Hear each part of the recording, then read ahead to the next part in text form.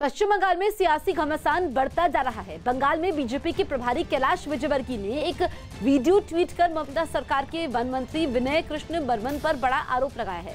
विजयवर्गीय के मुताबिक ममता सरकार के मंत्री विनय बर्मन ने भीड़ को हिंसा के लिए उकसाया। विजयवर्गीय ने आरोप लगाया कि विनय बर्मन ने भीड़ के साथ मिलकर बीजेपी के जिला सचिव मनोज घोष के घर को नुकसान पहुंचाया। कैलाश विजयवर्गीय ने वीडियो ट्वीट करते हुए लिखा कि पश्चिम बंगाल के राज्य मंत्री ने कूच बिहार के माथाभंगा में हथियारों से लैस हिंसक भीड़ का नेतृत्व किया।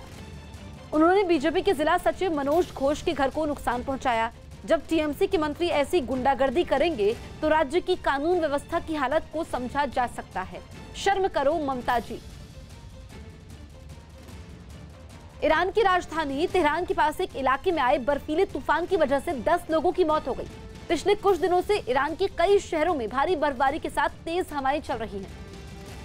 और इसी बर्फीले तूफान ने एक इलाके में 10 लोगों की जान ले ली। इसके अलावा कई लोग अब भी वहां लापता बताए गए, जिनकी तलाश की जा रही है। सामने आई एक तस्वीर में राहत और बचाव दल की टीम अपने काम में जुटी दिखी। इसी दौरान उन लोगों के शवों को भी हेलीकॉप्टर के जरिए वहां से निकाला गया जो बर्फ में दब गए थे। खबर है कि भारी बर्फबारी की वजह से कई सड़कें बंद हो गयी, जिससे लोगों की आवाजाही रुक गयी। पीएमसी बैंक घोटाले में संजय राउत की पत्नी वर्षा राउत को ईडी ने पूछताछ के लिए बुलाया है। वर्षा राउत से 29 दिसंबर को ईडी पूछताछ करेगा। वर्षा राउत को ईडी ने नोटिस भेजकर तीसरी बार बुलाया है। इससे पहले वर्षा राउत 2 बार स्वास्थ्य कारणों की वजह से ईडी के सामने पेश नहीं हो पाई थी। पीएमसी बैंक घोटाले में पत्नी वर्षा राउत को ईडी का नोटिस मिलने के बाद संजय राउत ने पलटवार किया। उन्होंने ट्वीट किया कि आ देखें जरा किसमें कितना है दम, जम के रखना कदम मेरे साथिया। उधर संजय राउत की पत्नी को ईडी के नोटिस पर सियासत भी शुरू हो गई। बीजेपी नेता राम कदम ने इसे कानूनी रूप से सही बताया तो कांग्रेस ने ईडी पर महाराष्ट्र की महाविकास अघाड़ी सरकार को परेशान करने का आरोप लगाया।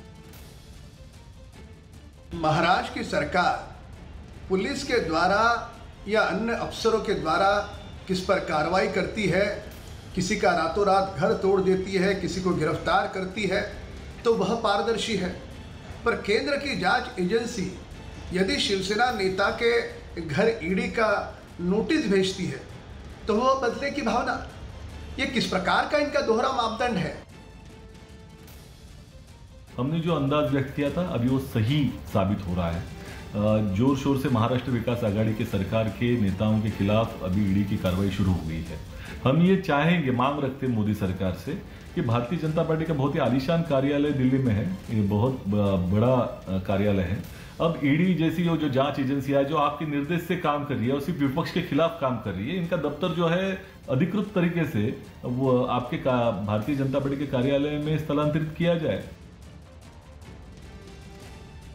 पीएमसी बैंक घोटाले के संबंध में संजय राउत जी के परिवार को ईडी ने नोटिस भेजा, ऐसा कहा जाता है।